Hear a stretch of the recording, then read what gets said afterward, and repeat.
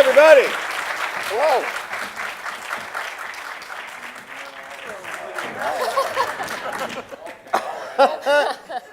You want to trade? Let's trade. Since we're on this side? This feels wrong. You know what? Yeah, let's. I don't like it. Right, and then You and I'll sit. I'll moderate. I'll take this one. By the way, for those of you thinking upskirt video, you might want to rethink it.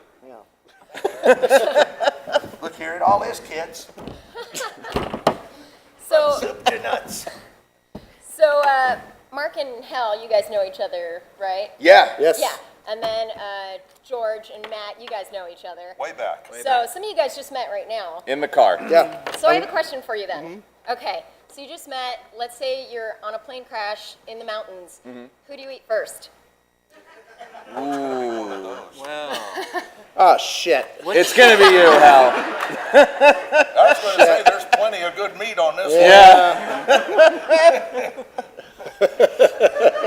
This one you don't have to shave. Well, does that mean I'm Oh, eliminated? that's true. That's true. You know what? That one doesn't need plucking first. one. No cleaning involved. We can just scan him now. That's right. Yeah. So George and Matt, can you guys take us through some of the history of how you started collaborating together on Space Ghost and on Aqua Teen Hunger Force and all that? Yeah. No, we can't. No. Okay. Cool. Bye, guys. A lot of gold paint going down in the building boy. back in those days. So I started back in what, 1993? 93 was my pre-production Right. year when everybody was just kind of like, Yeah, we who's had the guy with a really big mouth? we had no idea what we were doing or how to do it. We just convinced people to give us money. And, They trusted us. tried, and they kept saying this is not any good. But we did it anyway. I always call it 6 guys at a big table in a room eating pizza and just acting like idiots. That's how the thing started. And I remember at one point, my first epiphany, as far as anything just getting the stuff you would have normally thrown away, was Branford Marsalis. You remember when we did the Marsalis thing? And Yeah. he's like, it was kind of this funny back and forth thing, like, man, what are you listening to, Space Ghost? Well, he was in New York. They ran out of tape.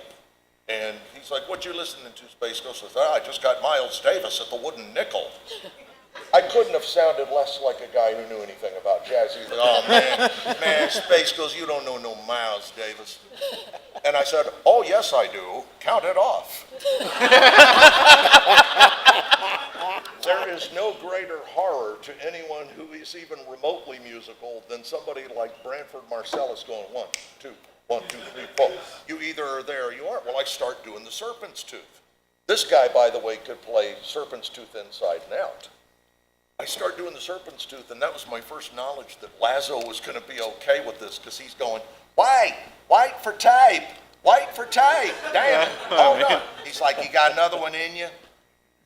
So we were pulling stuff out of thin air and throwing it against the wall and seeing if it stuck. We were, and we thought it was super great. You and Dave would go off. You and Dave would go on these sabbaticals with wild mushrooms on the side of the building. No, that's a myth. That never happened. That was Space Ghost was always like, what are you guys smoking? And we weren't, and I think that's what actually helped make that show work. Probably because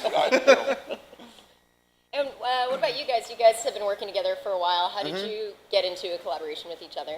Hal and I started at Second City in LA together, and then we do a podcast called The Thrilling Adventure Hour. We started with some friends from Second City, started about 12 years ago. Yeah. In which, and we did that every month for 10 years at a theater in LA.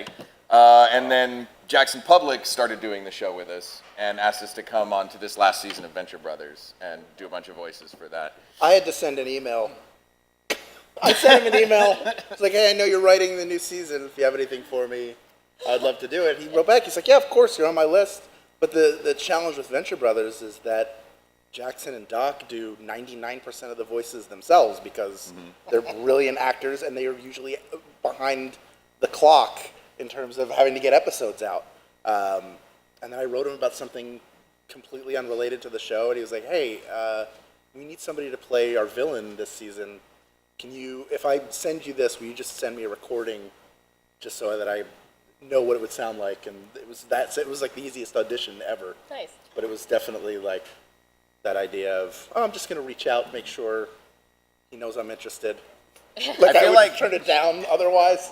I feel like we had similar experience in that we, at being at doing a lot of comedy and sketch shows together, it was also just sit around a table with a pizza and do what we thought was funny. And if 2 or 3 people in a room think it's funny, then more people are going to think it's funny. Yeah. And then eventually we were like, oh wait, George and Matt are having a pizza party over there at Olson. Can we go ask Jackson and Doc if we can go eat at their pizza party? So the common thread is we've all got like enough fat in our heart, the equivalent of pumping a Yeah. baby's head through our descendant. Oh yeah. Yeah, but we're Atkins friendly when we do the eating in the plane crash thing. Yeah. Hal, catch me. I think I'm starting to faint again. I will hold you in my arms forever.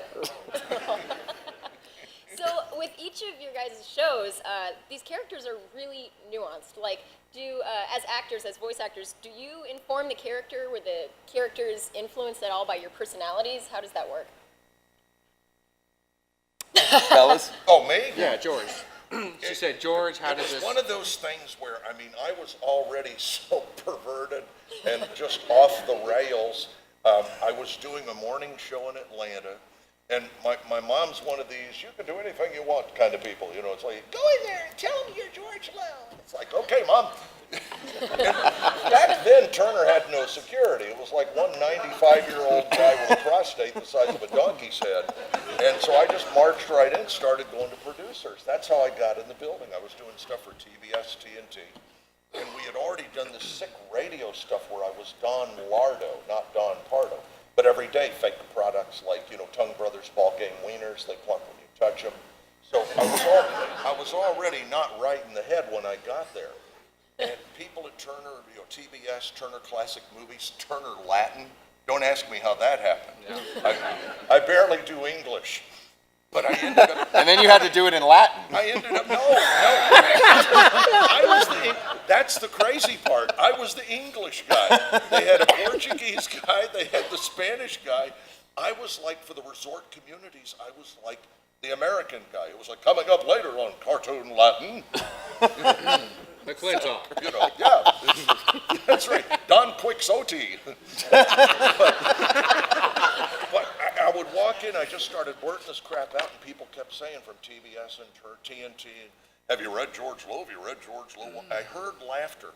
I knew I was okay. They had a curtain over the window. I never remembered that. Clay told me, rest his soul. Clay said, you know, they had a curtain over the window the day you auditioned. I said, really? And he said, yeah, you were breaking them up. And I knew, I heard this kind of muffled laughter on the other side. And I go, they had to be saying, well, who's the guy with the big mouth? So just me being me, plus the great writing, which, you know, these guys, it was like being in a room full of, you know, the Hasty Pudding Club coming in with just stuff you wouldn't think of in a million years. You know, what if Ayn Rand was a robot? You know, She wasn't? you know, and aside from Matt's short dalliance with jazz music and heroin, you know, Yeah, I forgot it about worked that. like a Swiss watch. And Matt, he did it between the toes so nobody would know. So yeah, Matt, with Space Ghost and Yeah. Octane Hunger Force, like how did you how did you come up with these characters? I don't know. I have no idea. I mean, I get asked that question a lot. I mean, we used to say we just stole it from the internet because clearly there's talking food all over the internet. We There was just, nothing you know, like we just us. honestly, Adult Swim was such a laboratory, and there wasn't a lot of financial risk at the time, and we just went in there and said, we think this is funny. And with Space Ghost, we just tried to re-manipulate the English language, and we tried to do anti-television, and I felt like it worked. And with Aqua Teen, we just really pushed the limits to the point of almost being told to get out of the building because they didn't want to do that show so much. And then it just luckily, we thought it was funny. They didn't care what we thought. They aired it, and then everybody just kind of got into it. So we got lucky there. We had the luxury of being able to be autonomous and just kind of go with it. We were the television version of Dada. Honest to we God, were. to use an art term, I mean, we went in, we just deconstructed the whole damn thing. Yeah. They started using, Harrigan was a wizard at getting crap out of me because he'd go, how was Florida? And I'm like, oh, I got friggin' rats in the warehouse. And we're recording the whole thing. And Matt's then just it like, ends keep up in the going. show. Keep recording. Don't stop till you. Yeah, I caught Lazo. This is better one than day. what we wrote. Lazo pulled a new engineer aside. He said, you ever stop tape on him again and you're gone. Yeah, because you suck. Just everything we do is such gold all the time. That's right. Do you guys feel like your personalities have shaped, Rocco, Wide Whale, like any of your Adventures Brothers work? I think so. I know we're both like, because we get along so well with Jackson and Doc, and I'm sure it's the same way. Like, you find writers who think that what you do is funny and like the way that you say their stuff, and then you like the stuff that they write. So invariably, your tastes are gonna work off each other. And a lot of times, we'd go in the booth, and Jackson would be on the other side of the glass, and we'd do the lines, and then it would just became like, it's that just keep rolling in, because it's audio. It's the cartoon hasn't been made yet, so it's just goof around, and we'd start riffing bits, and and a lot of times that stuff winds up in. But yeah, of course, I think in comedy, anything, your character is going to be informed, whether or not you're making up lines. Like, everyone that plays Ebenezer Scrooge in A Christmas Carol does a different version of Scrooge, but they're saying the exact same lines. Yeah. Make sense? Yeah, absolutely. Yeah. And it's always great. The thing that I love about being directed by Jackson is that he's reading the other half of whatever scene you're in, but he's also the guy who's playing the character who's on the other side of whatever scene you're in. So you're really doing it, it's like you're performing it live, which from doing Thrilling Adventure Hour is really comfortable for both of us. So, you spend years creating characters through that show, and there's always a little bit of you in it, whether you go, that person's just like Hal, or it's a piece of your sense of humor or something that has to do with your viewpoint that you're bringing into the piece, and that's why they want you specifically to do it. Yeah, that's awesome. Do we have any audience questions so far? Just feel free to step up to the mic if you do have a question. Well, you got a mic. Look at you guys. This is like Meet the Press or something. Yeah. Helen Thomas, How you guys Associated doing? Press. Hello, Helen. This one's for. This one's actually for Hal and Mark. Specifically in the headspace of Steve Carlsberg and Croach the Tracker, how exactly do you guys sort of bring those characters to life in your own mind and on stage, or through the microphone? Well, for Steve, the first time I played him, I had 2 lines in a live show.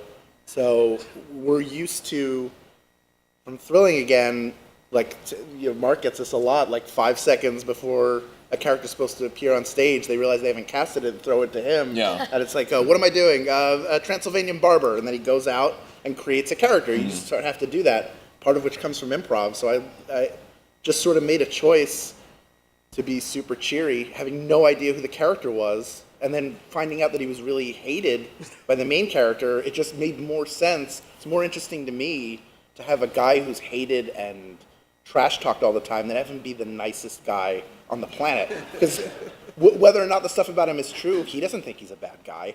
So that was just a more interesting dynamic, and I think that helped, in some little way, help inform how they've evolved the character over the years. But it's also, they're brilliant writers. They had not an end game, but sort of an evolving idea of how the relationship between my character and the main character would go, and how we'd learn that the main character who's saying all these terrible things maybe isn't the most reliable narrator. Yeah. You can't So- tell me I'm hooked, man. Yeah, right on. And then as far as Croach the Tracker, for those who don't know Thrilling Adventure Hour, it's a fake old-time radio show, and the segment is called Sparks, Nevada, Marshall on Mars, which is a space western. I played a combination of Tonto and Spock, named Croach, who is from Mars, and Gloop Proctor. Galut Prakta, as he Yeah. will remind you it is called. But for that, specifically one of the writers, Ben Acker, knows that I am a overly emotional person, so he had me play a combination of Spock and Tonto, which is as unemotional as a character can get. And then over the course of 10 years said, I want this character to learn what emotions are and not be at all happy about it. So that was the game of Croach. Bagropa, I love you, Steve Carlsberg. Have a good day. Oh, thanks. Thank you. Hi, it's a question for Matt. Hi. Hey, Matt, it's Paul. Hey, it's that guy who's been following you. It's a guy I've been looking for you for 30 years, man, and I finally catch up with you. Finally, welcome home. Thank you. 2 questions. Would you go, well, kind of comment, go over the events of January 31st, 2007 first, and then give us some, how growing up in Pensacola as a good Catholic boy influenced what you do today? January 31, 2007, were you part of that? I don't know. What was I doing? I don't know what you were doing. It was great. That was a great day. Oh, come on. That Matt. was the day. The day when the black helicopters came? I'm sorry, say again. It was when your rollout in Boston? Oh, yeah. We shut down our show. This marketing firm ran around and put up little light bright looking things all across the country to promote the Aqua Teen movie, which was coming out, and it looked like a bomb, and it went under bridges, and the country flipped out in Boston. Shut down, closed the airports, closed everything. And so that was kind of an event. A lot of people I hadn't heard from in a long time came out of the woodwork that day. They love you in Boston. Oh, man. They love call you me. in Boston. Yeah, they love us in Boston. And, so after a $2 million fine that we paid them, yeah, but nobody else flipped out like that. So that was an unfortunate incident that we didn't really clearly weren't looking for that outcome, but we just wanted people to go see the movie. And the weird part was it was my character, and it was flipping off, which is what the character does, America, or the moon, or the planet, because they're from the moon, as you know. And growing up in Pensacola here, I mean, I got my start in production at the local PBS station, WSRE here, and I got to do a lot of fun production and met a lot of great people that helped me just kind of do. I was wanted to, I'm not a voice actor kind of guy. I'm like, let's make something, let's make a movie, let's make it this or that. And I had access to equipment and editing stuff, and so I was just running all around town making stuff. And my parents are like, stop making stuff and stay in school and do all. And so I kind of did a little bit of both, and then that's how it happened. So growing up here was great. I mean, it was a great small town. I love Pensacola. I love coming back, and I'm proud to be from here. Good seeing you again, man. Thank you. Hey. I've actually taken a couple of workshops and voice acting classes with Christina, which were fabulous. Thank you so much. My question is for the full panel. What advice would you give budding voice actors? I'm the deaf one. She wants your job, so what advice? Too many years in the booth. What'd she say? Advice for becoming a voice actor. Oh, advice. I always tell people, go to med school. Pick a specialty, usually radiology if you don't like to touch people. As a backup. You have to pick radiology. Neurology, you'll make a fortune. The worst thing you ever have to do is deal with like sepsis, somebody massively infected from a stone. Put a stent in the bladder, go home, enjoy your $2.5 million a year, give or take. Of course, if you like the blood and guts of it, learn how to work a finicetto and open up the chest cavity, dig right in there, become a cardiothoracic dude. Or you could totally cop out and just marry a Farm D because they start at 135 at Publix and all they have to do is go, here's your yeast infection medicine. I don't know. What do I know from advice? Thank you, Christine. That was great advice. Let's get advice from these other. That was you giving me my yeast infection medicine. I'm sorry. That's totally. I'll just go out here now. Don't do it. It's like you would tell people you admire, and we love our fans. You don't want to see you go the same dark path we did. So like Matt's parents said, stay in school, get a good job. I have to disagree with George and say if you want to get into a medical field, you should consider becoming an orthodontist. That's good too. Unless you're grossed out by mouths, in which case there is a smell, but you have a face mask on, which is good. Plastic up front. Endodontics, even more. 1,000 a root. That's right. It's priest. What I would say is more. I think there are a lot of people who assume that the trick to voiceover and getting voiceover work is to be able to do silly, crazy voices, which it's not. That ability is way secondary to the ability to perform, to act, to think on your feet.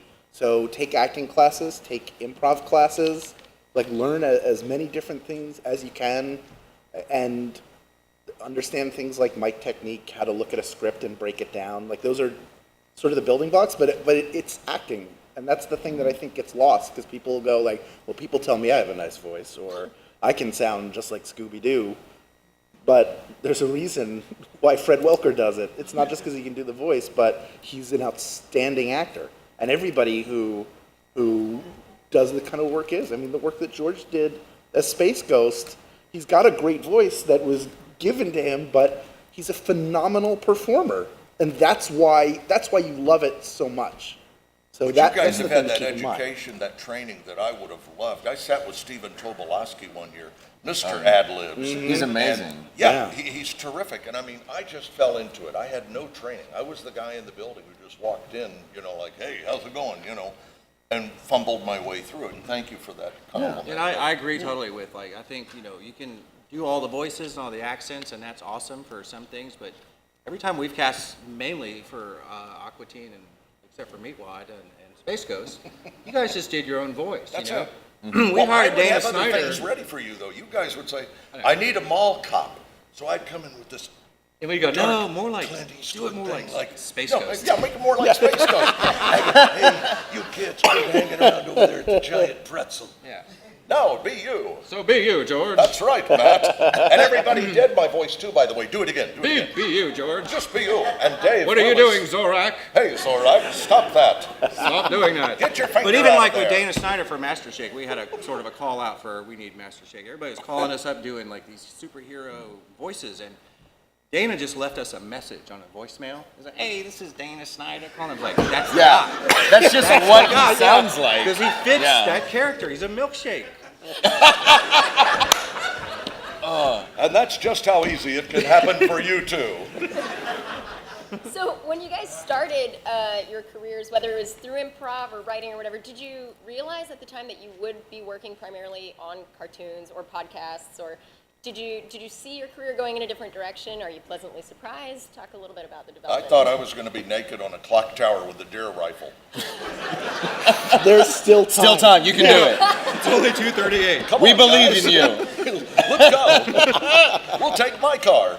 Well, I mean, we started like podcasts didn't exist when we were starting. Like even with Thrilling Adventure Hour, podcasts were like they hadn't happened yet. So yeah, cartoons and just getting to know more people who do it. It turns out like cartoons are the most fun thing to do because it is just get in a booth and goof off, and then someone will draw pictures around it if it works. I had no idea.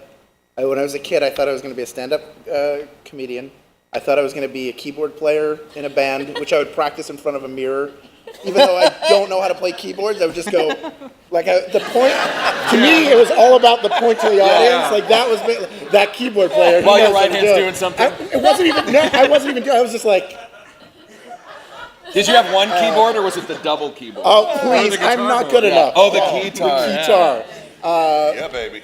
It wasn't until I booked my first job that I realized you could get paid to do it, and it was just, I had to figure out how to do that any way possible, and that became just the goal for the rest of my life. So you either figure it out at a young age because you're around people who do it or you're aware of it, but like it didn't occur to me that was a job. I was like, well, if I don't get on SNL, I guess I'm done. Yeah. Still waiting for that call, Warren. Why don't you call? Why did he call me? They called George. See what you Yeah, want. they called George just now. They just I got it.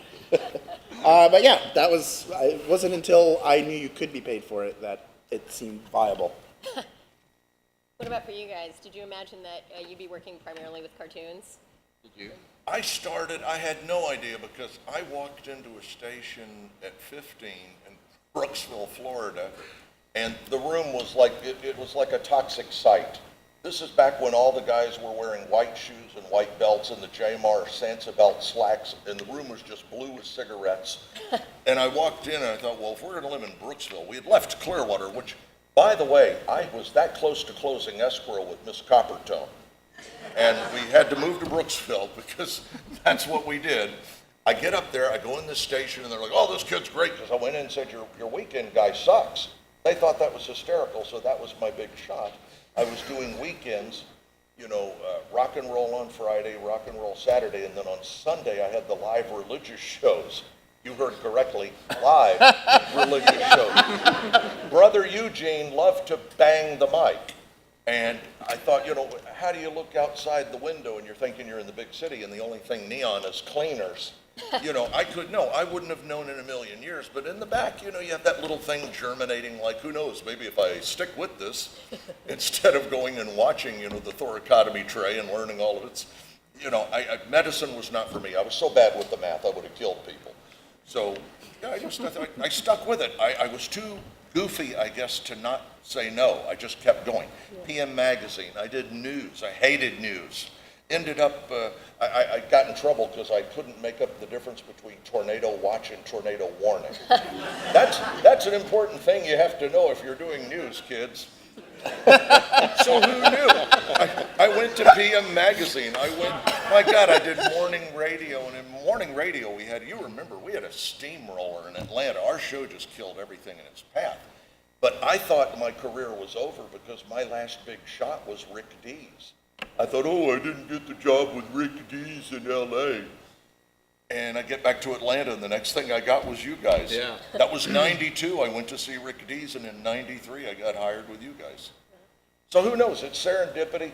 It's being tenacious. It's staying after it, even if you don't know what you're doing. People say, can you do this voice? And you go, oh, of course I can. You betcha. And then you do it, then I go, and then you do meet your own Matt, voice. do you. Just do you. Hey, George, try to sound more like you. It's way better than what you're trying to do. That's perfect. And job. Matt, did you know that you'd be creating or writing for cartoons? No, I had no idea. I wasn't really into animation or comic books or any of that kind of stuff. I was into horror movies. Oh, man. Phantasm and Friday the 13th and Halloween and all this stuff. And that's what I wanted to do. And so I was working on those movies as an AD, and I was running around doing Darkman and Hellraiser 3 and Children of the Corn 2 and having a blast. And then I kind of just fell into, I knew some people at the network, Cartoon Network had just started. I'd worked with a guy on a couple movies who was started as a producer there. They're like, we want to do this show about a cartoon guy with a talk show. And I'm like, okay. We don't know what it is. But so we just kind of, so I just fell into it. And it was fun. And I guess, it was working. So yeah, it was great. As audience members who see a finished product, what would be surprising for us to know about what goes on behind the scenes? Like what actually goes into making of all this and putting it all together? That's more for you guys. Are you sure? Yeah. We don't want the medical aspect. I would have Yeah. to say Matt surprised wrestling matches. You come in and get that arm right up in your groin. The next thing you know, you're down on the floor. I did! Stop! No, behind the scenes, my God, I mean, what did we do? We did one real actual table read like one time Yeah, for Fire Ant. Wasn't it Fire Ant? I don't know. With Conan. Yeah. I'm gonna follow this ant home and kill him. And that's me trying to do Matt trying to do me. But no, our thing was like guys would go off in pockets, do their weird own thing. We'd come back, we'd get in the room. Thank goodness early on we isolated. The Simpsons liked to read everybody as a group. And we didn't do it as a play. Clay would go in one day, somebody else would go in the next day, and then they would have me go in with all the spillover, and then they would just cherry pick what they liked, and it was just weird how we did our thing. There was just no logic. There was no rhyme or reason to any of it. And that's probably why it worked, because it had not been done. There was no formula. The lack of a formula is what became the formula. And nobody there could tell us how to do it. No. We just pretended like we knew how to do it. It'd never been done. We'd never done it. Yeah. We said, this is how you do it. Yeah. We had They're all the like, stones, okay, we didn't believe you. I don't think there's, as far as our side, there's nothing really super surprising that would be like, oh, it's really fun. You A lot of barbecue. I'd say what you guys are saying makes perfect sense, though, because, listening to Space Ghost, and I'm a huge fan of the show, and when my buddy first introduced me to it, I remember watching it and going, "What is this show trying to piss me off? What is?" And then from then we were like, "Oh, I'm just gonna watch this all the time now." They were so good about Donny Osmond. I had Donny on radio like 50 times. And, you know, he used to go, oh, my 7 Series Beamer, we had these 100-year-old cars, which you guys made adequate note of frequently. Yeah. Hey, George, how about some more folk art to put in your ancient BMW? How's your shitty car But doing? the great thing there was they were already rolling tape. We figured that out early. They were rolling tape when Donnie sat down. He already knew me and was comfortable enough going, how did you get this job? There could not have been more disdain in his voice. Like, who would give your ass a job? What were they thinking? What management person had an embolism that day? So even with radio shows or podcasts, are there any surprising elements that, you know, we wouldn't think about in your process of putting it all together? For me, Venture Hour is an interesting one because we would do these hour-long stage shows that had 3 segments in them and ads. Then they would be stripped down, cut into thirds, and then put out. So as a result, there are a lot of people who are fans of the show but have only listened to 1 segment or have no idea how the live show is presented. So that's the interesting thing, is how you hear it in the podcast is not how it was meant to be ingested. And then for Venture Brothers, I think I always assumed, just because they're so precise and meticulous in the work that they do, that it was very much like, well, we wrote it, just do what we wrote. But it was like immediately encouraged improvisation and finding our own stuff. That was surprising to me. Very cool. Do we have any questions from the audience so far? Uh-oh. Well, I knew this guy was going to be trouble. Well, it's been forever since I've seen Adult Swim, so I was just going to ask you each to do your favorite voice or main voice. But since you mentioned improv so many times in acting, could you give us a small skit with your favorite voices, characters? No pressure. Sorry. No, not at all. What, they keep looking at me for We just keep looking at you. Hey, how would Space Ghost advise somebody to go to medical school? You know how? You've got to learn how to put the middle finger in as deep as possible so you can fully realize the full potential of the... Never mind. Just as it was wow. getting good. Yeah. I know this guy. Did I answer? Yeah, Yes, that's what I sufficiently. You did it. I was in it, but as me. Yeah. Had you guys not gotten into animation, what would you be in as work right now? I have a day job. I work in marketing. I work in user acquisition. God Yeah. Hey, that's how you do it. For goodness sakes, I do cartoons, podcasts, and then I work a full-time job that I go to at 6 in the morning, so I'm done by 2. Wow. I can go to auditions, records, whatever I need to do. So I got a marketing degree in college. My parents were very similar to yours. They were like, whatever you want to do, we're behind you 100%, you can do it.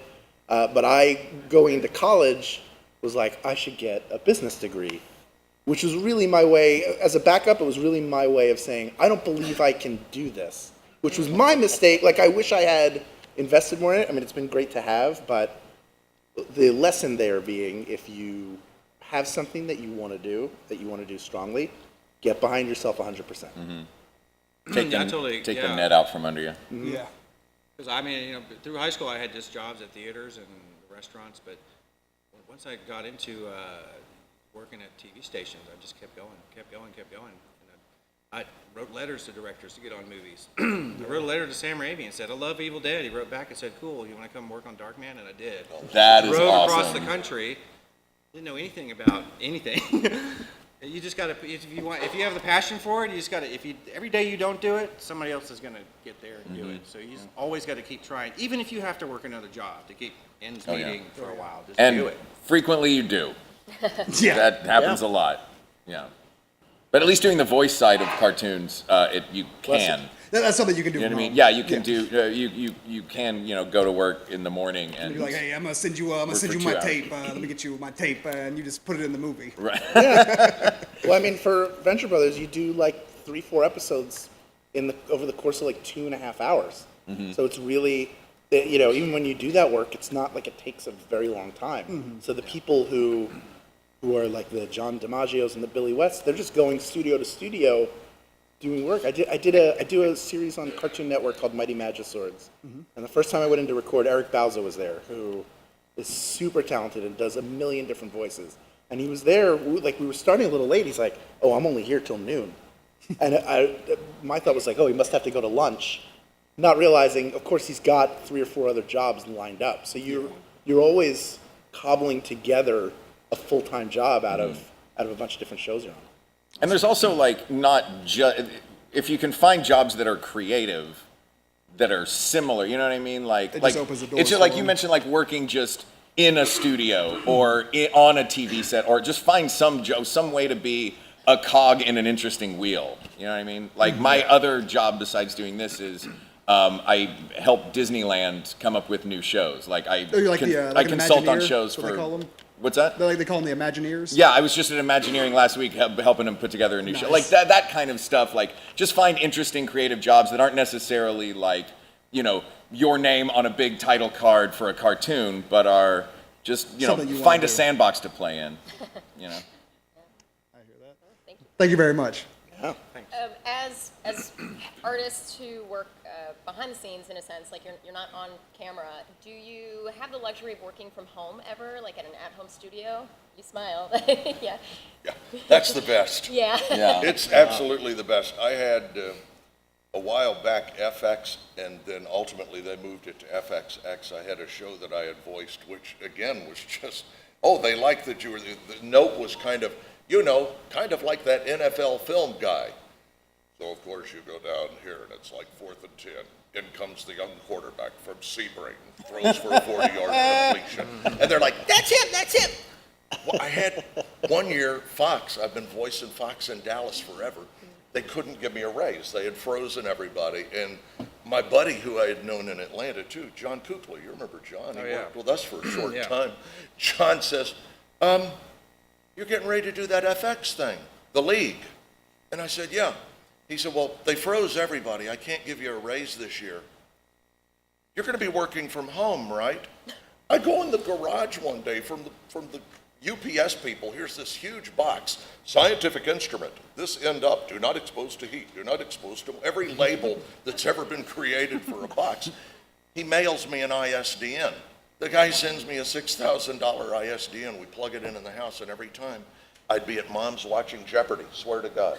You know, Chiaroscuro, yeah, that's right, select again. And it'd be like, ring, ring, ring, can you do the league in 5 minutes? I said, Mom, I'm going next door. I'd walk over and it would be like, the league on FX is brought to you by Dr. Pepper 10, the bold taste of 10 calories. And you would hear, we'll check the box. Beep, beep, gone. They were out. It's like, we got it. Go back and watch Jeopardy. And those are like the moments where you go, you know, no matter what your religious nature is, those are the moments you go, thank you, big guy. Because they paid at the absolute peak of the cable scale. It was just, every time you went in, it's like, I'm sorry, could we get one more? There, it's like, you don't know, you may have 2. Yeah. You know, you It took guys. 9 seconds. You got the glue sniffers down at Cartoon Network. Can I get 70 more reads of what the duck should be? I'm like, sure, no problem. Yeah. Oh, it was you're like, like, and it was 7 years of that. Wow. But now they're gone, and it's like you go back. You guys know you go back. You have to reinvent. It's like, now what do I do? So now you do a lot more sci-fi shows. That is a wonderful story of a home studio. If I could give the flip side of a hell story of a home studio, I did a series of, because I have a studio at home, and I did a series of 10 zombie books.